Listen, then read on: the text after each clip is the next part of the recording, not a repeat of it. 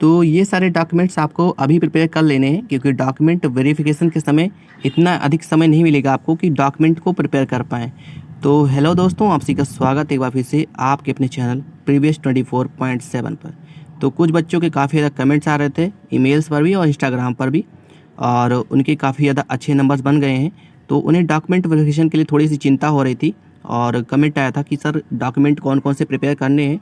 और एक तरीके से कह सकते हो कि अच्छी स्ट्रेटजी भी है, और एक तरीके से जो भी बच्चे अपने रिजल्ट के लिए बैठे हुए हैं, तो प्लीज़ अगर आपके नंबर्स अच्छे हैं और आपको एक तरीके से विश्वास है, तो आपको ये कुछ डॉक्यूमेंट्स है जिसको अभी प्रिपेयर कर लेना, क्योंकि बाद में आपको इतना अधिक समय नहीं मिलेगा।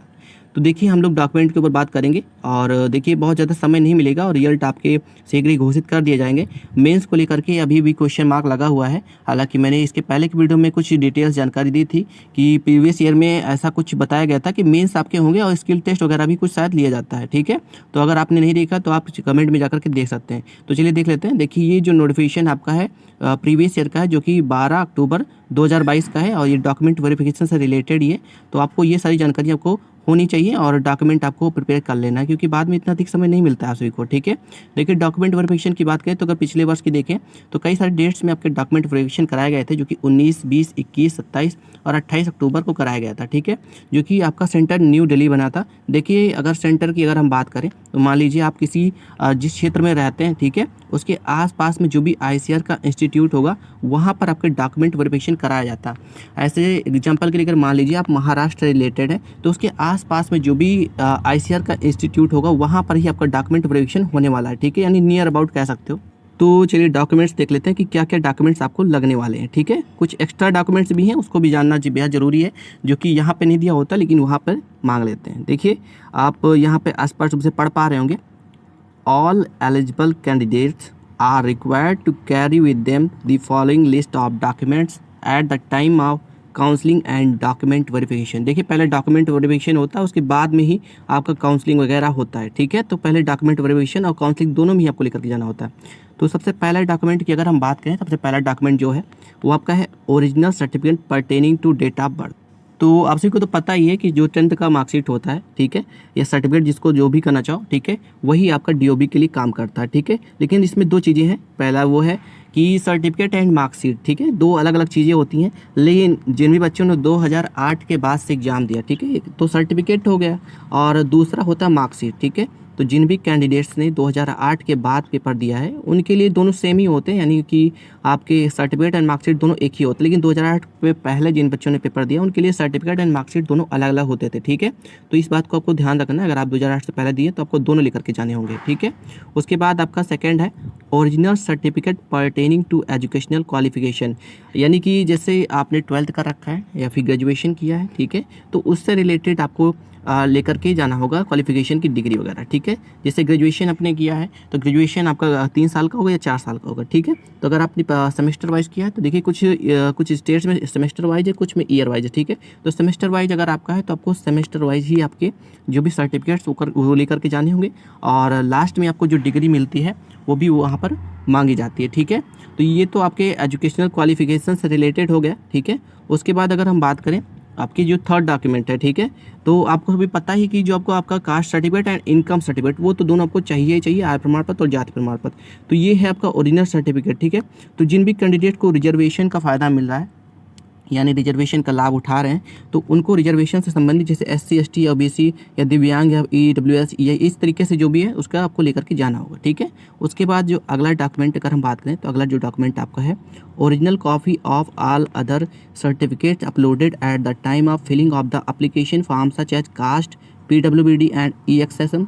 ठीक है, सर्टिफिकेट एक्सेट्रा, यानी कि जब आप फॉर्म को फिल कर रहे थे ये, ठीक है, जो कि ICAR टेक्नीशियन का जो फॉर्म आपने फिल किया था उस समय आपने जो भी डॉक्यूमेंट्स अपलोड किए थे वहाँ पर, ठीक है, तो सिंपल सी बात है कि आप अपने एजुकेशन क्वालिफिकेशन तो अपलोड किए होंगे, साथ में ही अपने इनकम सर्टिफिकेट एंड तरीके से जाति प्रमाण पत्र वगैरह भी अपलोड किया होगा। तो ये सारे भी आपको लेकर के जाने होंगे। और उसके बाद अगर हम बात करें अगले जो डॉक्यूमेंट है उसकी ओर, तो एडमिट कार्ड। ठीक है, एडमिट कार्ड कौन सा, जिसे टायर 1 में आपने जो एग्जाम दिया है, ठीक है, उसका एडमिट कार्ड आपको संभाल करके रखना है। ठीक है, हालांकि आप फिर से भी डाउनलोड कर पाएंगे या फिर अपने PDF के रूप में रखा होगा तो उसको आप पा सकते सकते हैं, ठीक है, आसानी से। और देखिए टायर 1 का तो है, मेंस की अभी कोई कंफर्म नहीं है। और मैंने एक वीडियो अपलोड करी थी, उसको आप अभी देख लीजिए, कमेंट में मैंने लिंक पिन कर दिया, तो प्लीज़ उसको ज़रूर देख लीजिएगा। काफ़ी इंपॉर्टेंट वीडियो है आपके आईसीएट टेक्नीशियन के लिए। अगर आपने देख रखा है तो बहुत ही अच्छी बात है, नहीं देखा तो आपको अभी जा करके देख लेना उसको, ठीक है। उसके बाद आपका है copy of the call letter issue to candidate for invitation to counselling, ठीक है। यानी तो वो तो आपको उसी समय मिलेगा जिसको आपको उसकी एक तरीके से फ़ोटो कापी आपको लेकर के जानी होगी। अब ये कॉल लेटर आपको मिलेगा कहाँ से, वो भी बता देता है। देखिए जो ये आपकी एक तरीके से डॉक्यूमेंट वेरिफिकेशन के लिए, काउंसलिंग के लिए जो आपको बुलाया जाता है, वो आपको एक तरीके से जो भी आपने ईमेल आईडी दी होगी, ठीक है, या फ़ोन नंबर दिया होगा। हालांकि ईमेल आईडी से ही कांटेक्ट करते हैं ज़्यादातर, एक तरीके से ऑफिशियल वर्क सारा होता है ईमेल से ही होता है। तो आपको ईमेल के थ्रू कांटेक्ट किया जाएगा और आपको कहा जाएगा कि आपको इस डेट पे आना है डॉक्यूमेंट वेरिफिकेशन के लिए या काउंसलिंग के लिए, ठीक है। और मोबाइल नंबर पे भी एसएमएस आता है, ठीक है। तो ये सारी चीज़ें आपको, और एक तरीके से आप इसकी ऑफिशियल साइट पर भी जाकर के यूज़र आईडी एंड पासवर्ड डाल करके आप एक तरीके से अपना नाम वगैरह चेक भी कर सकते हैं कि डॉक्यूमेंट वेरिफिकेशन के लिए किन किन बच्चों को बुलाया जा रहा है, ठीक है। और उसके बाद other eligible candidates to called for counselling and document verification in a phase wise manner will be intimated in due course of time, ठीक है। यानी कि अलग अलग समय के लिए बुलाया जाता है, ये एक साथ नहीं होता है, यानी कि जैसे अलग अलग डेट्स में होता है, ठीक है। और बाकी काउंसलिंग इसके बाद ही होने वाला है, ठीक है। और अगर हम बात करें अगला जो है जो कि 6th स्टेप आपका है, in case of unavoidable circumstances the above schedule may be change whose detail will be made available on the IRI website only. यानी कि अगर किसी प्रकार का कोई बदलाव अगर होता है डेट वगैरह से, तो वो भी आपको वही उसी की ऑफिशियल साइट पर देखने मिलेगी। इसके अतिरिक्त आपको किसी प्रकार से ट्रैवलिंग अलाउंस वगैरह नहीं दिया जाएगा, यानी कि जैसा कि बहुत सारे एग्जाम्स में होता है कि जो SC/ST कैटेगरी के जो बच्चे होते हैं उनको दिया जाता है, तो ये सारी कोई अभी फिलहाल ऐसा कुछ नहीं है, ठीक है।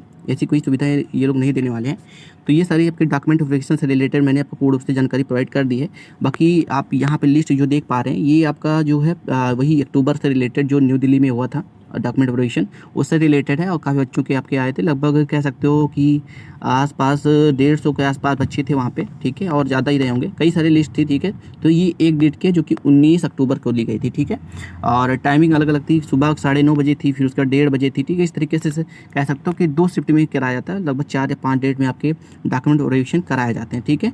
तो वीडियो अगर आपको अच्छी लगी तो प्लीज़ वीडियो को लाइक और सब्सक्राइब जरूर कर दीजिएगा, ठीक है। अभी बात करते हैं जो मेन प्रश्न आपका है मेंस को लेकर के, काफ़ी बच्चों का कमेंट आ रहा था। देखिए रिजल्ट का वेट नहीं करना, मैंने इसलिए आपको इस वीडियो अपलोड कर दी है। हालांकि मैं ऐसा कुछ करने वाला नहीं था, लेकिन बच्चों के कमेंट्स आ रहे थे, मैंने सोचा कि आपके लिए डॉक्यूमेंट वेरिफिकेशन के लिए एक छोटी सी वीडियो बना करके अपलोड कर दिया, जिससे बच्चे अपने डॉक्यूमेंट को पहले से ही प्रिपेयर कर पाएँ, ठीक है। अभी मेंस को लेकर के हम बात करें, देखिए मेंस की अगर हम बात करें तो मेंस में अभी क्वेश्चन मार्क लगा हुआ, सस्पेंस है बच्चों में, एक तरीके से कन्फ्यूजन कह सकते हो। और मेंस होगा या नहीं होगा ये डिपेंड करता है आपके इस रिजल्ट पर, ठीक है। रिजल्ट जो कि आपको बहुत ही शीघ्र देखने को मिलने वाला है।